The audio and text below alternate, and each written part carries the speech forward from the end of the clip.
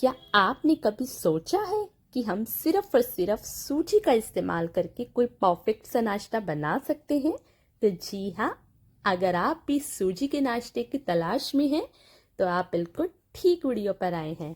आज मैं आपके साथ में इस वीडियो में एक ऐसी मज़ेदार सी सूजी की रेसिपी शेयर करूंगी जिसे बनाना बहुत ही ज़्यादा सिंपल सा है, एकदम आसान सी रेसिपी है। अगर आप बिगनर हैं, फर्स्ट टाइम ट्राई कर रहे हैं, तो आप बिना टेंशन के इस रेसिपी को ट्राई कर सकते हैं। तो चलिए बिना देरी करे आज की हम अपनी यम्मी सी रेसिपी स्टार्ट करते हैं। तो आज की रेसिपी जो हम बनाएंगे इसमें ना ही बेसन, ना ही पोहा, ना ही कोई भी वेजिटेबल। जी हाँ, आप बिल्कुल ठीक सुन रहे हैं, सिर्फ सूजी का इस्तेमाल करके आज हम अपनी मज़ेदार सी रेसिपी बनाने वाले हैं। और जो बनने के बाद इतनी मज़ेदार बनी थी कि मैं आपको बता नहीं सकती, एकदम क्रंच, अंदर से एकदम सॉफ्ट। तो देखिए अब मैंने क्या किया है, एक पैन लिया है, एक पैन में मैंने 1 कप जितनी बारीक वाली सूजी ऐड की है। मैंने सूजी बारीक वाली इस्तेमाल की है।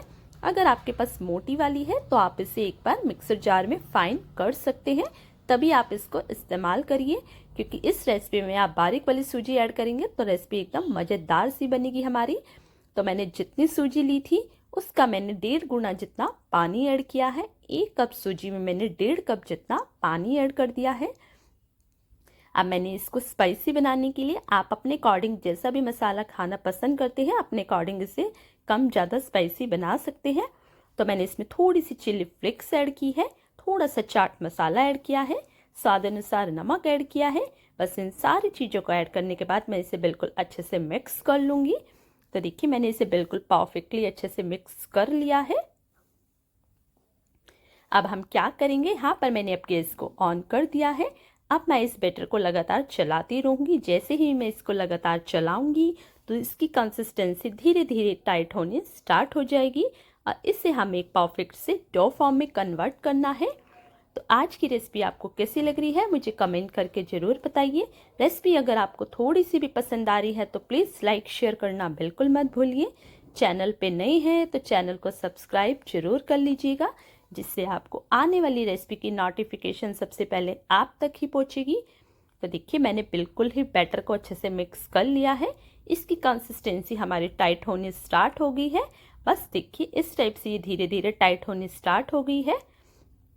तो बस अब हम इसे 2 से 3 मिनट के लिए और अच्छे से मिक्स कर लेंगे तो ये बिल्कुल हमारा परफेक्ट डो फॉर्म में कन्वर्ट हो जाएगा। तो देखिए धीरे धीरे मैंने इसे अच्छे से मिक्स किया है, ये हमारा टाइट होना स्टार्ट हो गया है और धीरे धीरे ये हमारा डो फॉर्म में कन्वर्ट हो रहा है। तो एकदम ये इंस्टेंट सी रेसिपी है, जब आपको भी कुछ समझ ना आए, बच्चों के टिफ़िन में क्या दें या कोई भी गेस्ट आ जाए हम उसमें के सामने क्या बना कर रखें, तो आप बिना टेंशन के इस रेसिपी को बना सकते हैं। एकदम नंबर 1 रेसिपी बनती है। तो देखिए अब फाइनली हमारे यहाँ पर डो फॉर्म में कन्वर्ट हो गया है।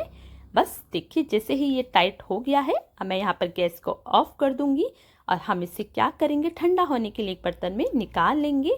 तो आपको इसे खुले से ओपन बर्तन में से निकाल लेना है। प्लेट में निकाल लिया है मैंने। अब ये हमारा बिल्कुल अच्छे से ठंडा हो जाएगा।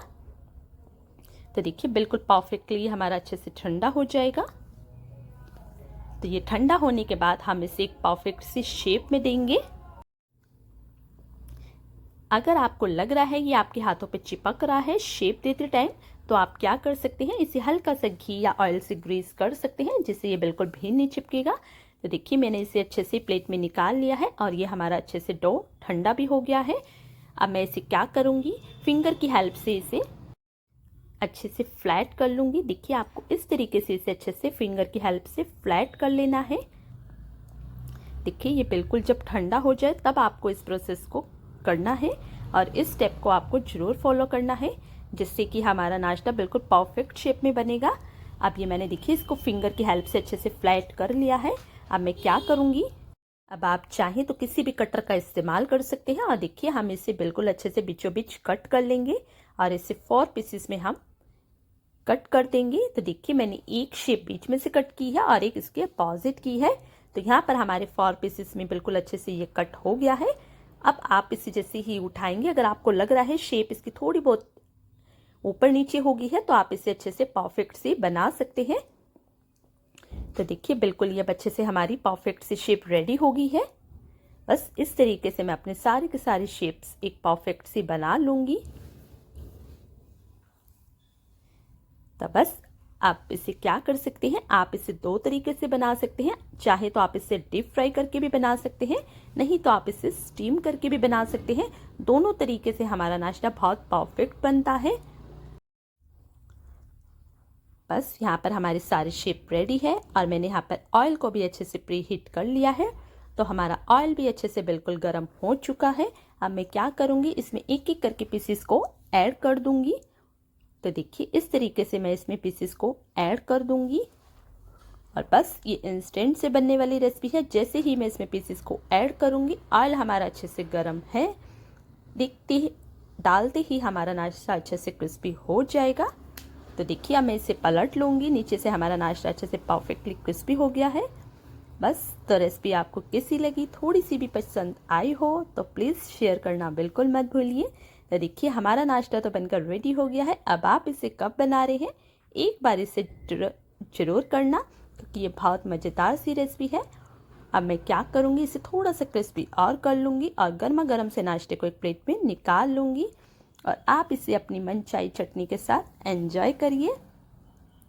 तो देखिए बस परफेक्ट सा नाश्ता हमारा रेडी है। अब मैं इसे प्लेट में निकाल लूँगी। तो चलिए आज के लिए इतना ही, मिलते हैं नेक्स्ट वीडियो में एक नई मज़ेदार रेसिपी के साथ। तब तक इस रेसिपी को बनाइए, खाइए और एंजॉय करिएगा। चलिए बाय बाय, मिलते हैं नेक्स्ट वीडियो में।